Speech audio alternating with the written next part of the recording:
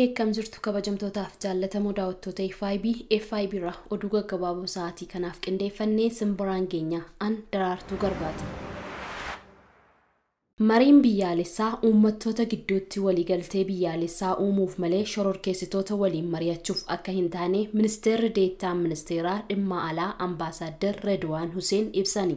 Ambaasaadder Redwaan hojiilee bara 2021 hariiroo Itoophiyaa fi idil addunyaa ilaalchisee hojjetamanii fi kallattiiwwan xiyyeeffannoo bara 2022 fi dhimmoota biroo irratti Horn Review waliin turtii taasisaniiru. Dhiibbaawwan keessoo furuun dhiibbaawwan alaa dandamachuuf akka gargaarus ibsaniiru. Yaada waliigaltee biyyaalessaa irratti iftoominni jiraachuu akka qabu kaasaniiru. Waltajjiiwwan marii biyyaalessaa ni geggeeffamu jedhamanii yaadaman uummataa fi hayyoota siyaasaa gidduutti waliigaltee waloorra ga'uuf ta'uu eeraniiru. Qaamolee shororkeessitoota jedhaman waliin mari'achuu akka hin taane dubbataniiru. Biyyi kamuu yeroo dhaaba shororkeessaa waliin mari'atu arginee hin beeknu nutis hin mari'annu jedhaniiru. Hojiilee idilee fi deebisanii dhaabuu cimee itti fufuuf haalota ifaa ta'anii fi sadarkaawwan baasuun dirqama mootummaa Itoophiyaa ta'uu kaasaniiru. Lammiilee alaa irratti xiyyeeffachuun namoota gareen gurmaanii yakka saamichaa raawwachuun shakkaman irratti qorannoo geggeessaa jiraachuu poolisiin magaalaa Finfinnee beeksise. Ibsa poolisiin Faana Broadcasting Corporative ergeen nagaan ooltee buluun magaalaa Finfinnee kan irriba isa dhorke gareen shororkeessaa abuutii yaaddoo uumuuf odeeffannoowwan sobaa tamsaasuu dabalataan qaamolee gocha badiisa raawwatan qindeessuun bobbaasuu ibseera. Ergama badii shororkeessummaarra raawwachiisuuf dhalattoota Tigraay qindeessuun yakka saamichaaf bobbaasuu isaa bira gaamuu ibseera. Gocha kana raawwachuuf socho'aa kan turan namoonni 24 to'atamuun qorannoon irratti geggeeffamaa jiraachuu beeksiseera. Shakkamtoonni kunneen manneen saamichaa raawwatanitti miidhaa qaamaa qaqqabsiisuu poolisii magaalaa Finfinneetti daayirektarri qorannoo yakkoota adda addaa fi gurmaa'aa koomaandar Ammayyoo Ayalqee ibsaniiru. Yakka raawwatame Itoophiyaa fi biyyoota kanneen gidduutti wal dhabdee uumuu fi maqaa gaarii magaalichaa balleessuuf kan xiyyeeffame ta'uu himaniiru.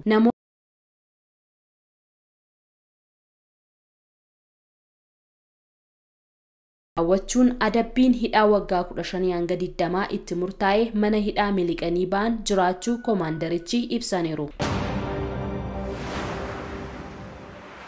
Godina addaa naannawaa Finfinnee magaalota Duukamii fi Galaanitti kenniinsi tajaajila lafaa fi lafaan wal qabatu fooyya'uu akka qabu abbootiin dhimmaa gaafatani. Kenniinsi tajaajilaa haala kanaan duraarra fooyyee qabaatus ammas fooyya'uu akka qabu abbootiin dhimmaa eeraniiru. Abbootiin dhimmaa yaada nuuf kennan faayilli isaanii jalaa baduu fi dhamaatii hin malleef saaxilamuu kaasaniiru. Rakkoolee mul'atan furuu fi dhaabbileen hojjechuu akka qaban gaafataniiru. Hooggantoonni magaalota kanneenii komii abbootiin dhimmaa kaasan jiraachuu ibsuun fooyyessuuf hojjechaa jiraachuu kaasaniiru. Rakkoolee bulchiinsa gaarii jedhamuun warreen adda ba'an keessaa tajaajiltoota dhimma lafaatiin wal qabatan isaan ijoo ta'uu fi rakkoo jiru hambisuuf odeeffannoo karaa teekinooloojiin gara kuusaa tokkootti fiduuf hojiin eegalamuu kantiibaan magaalaa Duukam obbo Abdul Jalil Abdurroo ibsaniiru. Hojjettoota ga'umsa qaban ramaduun hojjetamaa jiraachuus dubbataniiru. Kantiibaan magaalaa Galaan Aadde Waynisheet Gizaa'uu gama isaaniin dhimmi lafaa irra deddeebiin komiin kan irratti ka'uu fi magaalichatti rakkoon gama kanaan jiraachuu ibsaniiru. Rakkoo jiru furuuf faayiloota gara kuusaa tokkootti walitti qabuuf hojiin eegalamuu kaasaniiru. Hanga ammaattis faayiloota gara siisteema kaadaastiriitti galchuun eegalamuu fi fuularratti cimee kan itti fufu ta'uu ibsanii magaalichatti hojjettoota abbootii dhimma maasan irratti tarkaanfiin bulchiinsaa fudhatamuu eeraniiru. Yuunivarsiitiin Haramaayyaa barattoota kolleejii fayyaa muummeewwan barnootaa garaagaraan barsiisee ture 411 eebbisiisaa jira. Sirna eebbichaa irratti kan argaman pirezidaantiin naannoo Hararii dabalatee keessummooti waamichi taasifameef hedduun argamaniiru. Yuunivarsiitiin Haramaayyaa yeroo 66ffaaf kolleejiin fayyaa ammoo yeroo 24ffaaf mudda 23 barattoota 411 eebbisiisaa jira.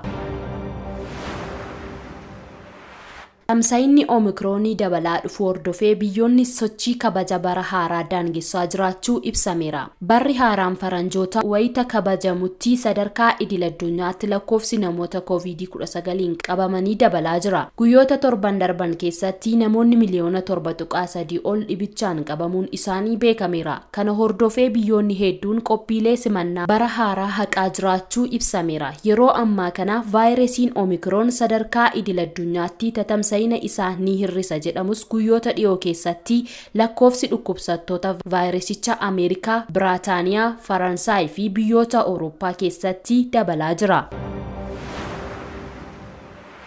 Ameerikaa kutaa bulchiinsa Koloraadoo keessatti konkolaachisaa konkolaataa fe'umsaatiin balaa qaqqabsiisee lubbuu namoota 4 galaafatee manni murtii hidhaa ganna 110 adabee ture. Murtoon konkolaachisaa kanarratti dabarfamee dheekkamsa hawaasaa hammeessuu hordofee adabbiin hidhaan isarratti darbee ture waggaa 110 irraa gara waggaa 10tti hir'ateefi. Roojel Aguileera Medros Ameerikaa kutaa bulchiinsa Koloraadoo keessatti bara 2019 ture konkolaataa saatiin balaa qaqqabsiise. Konkolaachisaan kun dhaddacha mana murtii irratti wayita dhiyaatetti balleessaa 27 irratti lakkaa'ame. Sana booda abbaan murtii seerri kutaa bulchiinsa Koloraadoo hidhaa waggaa dheeraatiin akka adabu ni dirqisiisa jechuun adabbii sana irratti murteesse. Haa ta'u malee kamisa darbe bulchaan bulchiinsa Koloraadoo Jared Poolis murtee sirrii hin taane jechuun waggaa hidhaa irratti murtaa'e hir'iseefi. Roojel Aguileera konkolaachisaa gudeelcha tulluu dhagaan itti heddummatu jalaa wayita turetti ebela bara 2019 lubbuu namoota kanneenii kan galaafate. Konkolaataan fe'umsaa sun tabbarraa gara konkolaattota dhaabbataniitti gadi konkolaatee ibidda kaasuun muddama magaalaa Lakewood jedhamtutti hammeessee ture. Konkolaachisaan kunis baqataa lammii Kuubaa yoo ta'u, luugamni konkolaatichaa ajajamuu fi diduu himeera. UK'tti daa'imti qoricha addunyaa kanarratti baay'ee qaalii ta'e fudhatee abdii jireenya haaraa argachuu haatisaa himte. Mucaan waggaa tokko Edward rakkina guddina maashaa dugugguruu Spinal Muscular Atrophy jedhamuun qabamuun kan itti himamee dhalatee baatii 2 booda ture. Kana jechuunis akka daa'imman kaanii ka'ee miilaan deemuuf abdii hin qabu jechuudha. Sababii kanaatiin maatiin hagayya keessaa wallaansa qoricha jiinii haaraa Zolgensma jedhamuu fi karaa tajaajila fayyaa biyyaalessaa NHS'tiin paawundii miliyoona 1.79 bituun kennameefi. Haatisaa Meegaan Wiiliis akka jettetti ilmi ishee rakkinichaan qabamuu wayita bartetti gonkuma akka fayyu hin yaadne turte. Amma garuu ni gangalata ofiisaatiin ka'ee ta'a. Akkasumas miilaan ofiin tarkaanfatee adeemuu eegaleeraa jetti.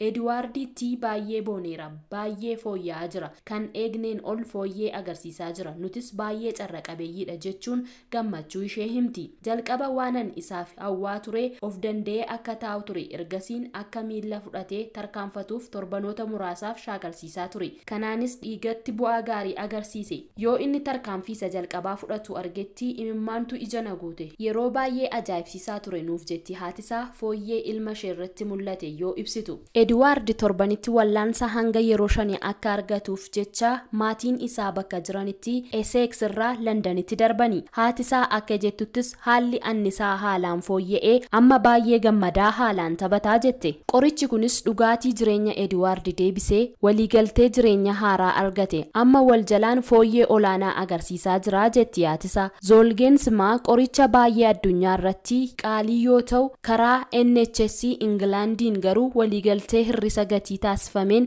paawundii miliyoona 1.79 bitamee jette.